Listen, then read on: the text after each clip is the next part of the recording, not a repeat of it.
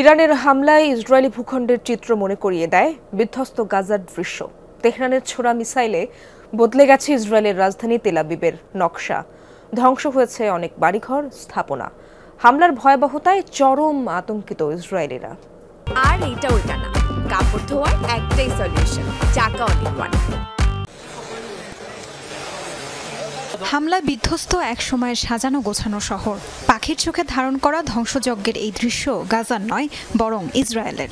গত ১.৫ বছরের বেশি সময় ধরে চলা তাণ্ডবে ধ্বংসস্তূপে পরিণত হওয়া গাজা উপত্যকারই যেন প্রতিচ্ছবি দেখছে ইসরায়েলিরা। গেল শুক্রবার ইরানে ইসরায়েলের হামলার জবাবে অপারেশন ট্রু প্রমিস 3 চালায় তেহরান। ছোড়া হয় মুহুর্মুহু মিসাইল। ক্ষেপণাস্ত্রের আঘাতে ক্ষতিগ্রস্ত হয়েছে রাজধানী তেল আবিব সহ ইসরায়েলের বিভিন্ন এলাকা। তবে সবচেয়ে বেশি ক্ষয়ক্ষতি হয়েছে তেল আবিবের মধ্যাঞ্চলে। বেসামরিক এলাকায় রকেট এসে পড়েছে। আসলেই বহু স্থাপনা ধ্বংস হয়ে গেছে।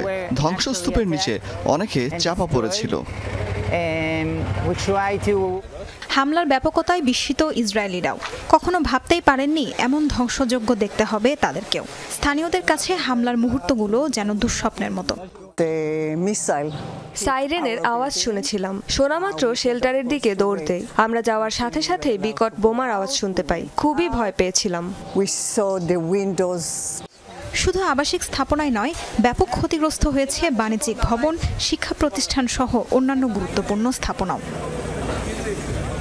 তাসরিয়ান সোবহান, যমুনা নিউজ।